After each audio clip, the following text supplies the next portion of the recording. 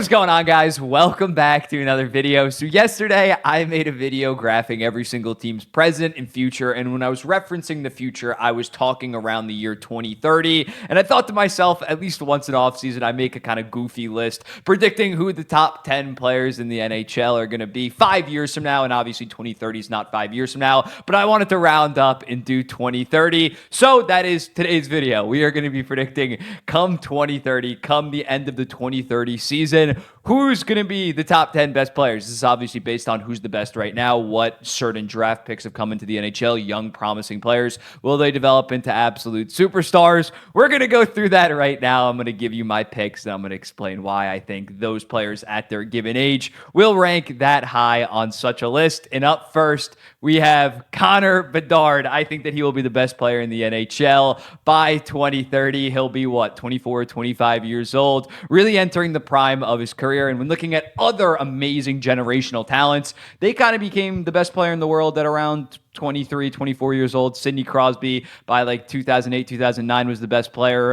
Connor McDavid won the Hart in his second season. Maybe he wasn't the best overall player. Didn't pass Sidney Crosby until 2018, 2019. But yeah, Connor Bedard come 2030 after the rookie season that he had 61 points in 68 games. I think he'll be peaking at around 60 and 60, 60 and 70. Not sure he'll ever have the absurd point totals of a Connor McDavid in his prime, but I think we can agree that he is probably a better goal scorer than Connor McDavid given their ages, or at the same age. Connor McDavid is more prolific of a goal scorer. That was his MO coming into the NHL. Connor McDavid way more so playmaking and passing. But yeah, Connor Bedard, mixing up my Connors, will be the best player in the NHL by 2030. I don't think that that's that hot of a take. The second best player in the NHL will be the other Connor still. I think Connor McDavid still will be an extremely, extremely elite player. He'll only be 33 years old, so still will have a lot of game left in him. His game is more so based around skating. It'll be interesting to see how he ages, but at 33 years old, I'm talking 37, 38, will he be able to have the longevity of a Sidney Crosby? That's to be determined,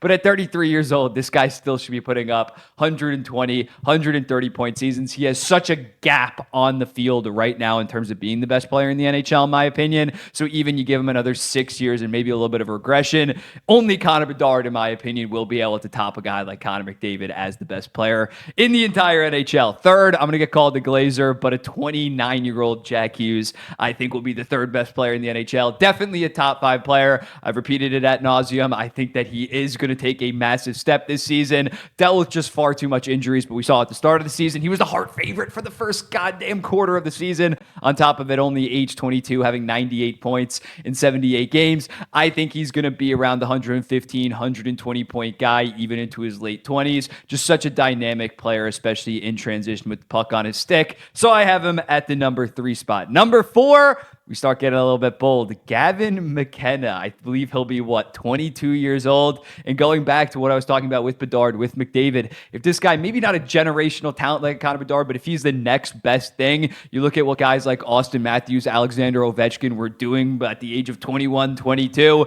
They were already top 5 players in the NHL. Based on what I've seen from Gavin McKenna, I think that he is going to be a special, special prospect. The dude had 97 points in 61 games as a 16-year-old. That is insane. He was arguably better than Caden Lindstrom last year on the same team, and he's 2 years younger than him. So I think Gavin McKenna is going to live up to the hype. I know that this is bold. Again, he's not even getting drafted next summer. He's getting drafted in the 2026 draft. But if he goes to a solid situation that also has a shit ton of young players and his development goes well, yeah, I think after his 4th NHL season, he can definitely be a top 5 player in the NHL. If we truly believe that he is a leg up from a guy like Celebrini, maybe not quite Connor Bedard, I think by the end of his 4th season, he should be extremely, extremely elite of a player. At number 5, speaking of Celebrini, I'm going to go with Macklin Celebrini here. This will be the end of his 6th NHL season. He'll be 24 years old. I think if he does live up to expectations, by then he should be 110 point two-way beast. Think about a guy like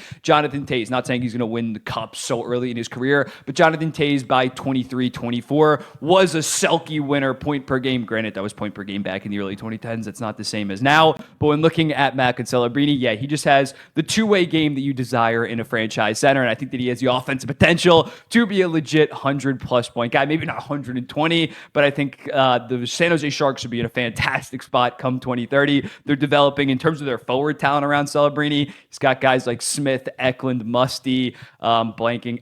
I just said Eklund already, but they have a fantastic future. And as a result, I think Celebrini will be a top 10 player by 2030. Next up, Matvei Michkov, another extremely young guy. Based on what this guy has done at the Russian level, both in the MHL as well as the KHL in his draft year and his draft year +1, I have no reason to believe that this guy won't be a legit 55 and 55 kind of talent. It depends. Are the Philadelphia Flyers going to surround him? I don't know in order to win at a high level, but I think he definitely has a special talent, especially his hockey IQ really jumps off. In my opinion, he does have a fantastic shot, but I feel like he gets too many Ovechkin comps just because he's Russian. He is an amazing playmaker and passer because he has such a high IQ and also a great shot. So yeah, I think he's just going to be a very special talent for the Philadelphia Flyers. At number 8, more so a familiar face, I think Austin Matthews is still going to be a very, very elite player. He'll only be 32 years old. Will his body hold up given his kind of injury history? He has been pretty injury prone, is to be determined. But I think at 32 years old, you look at the trajectory of an Alexander Ovechkin,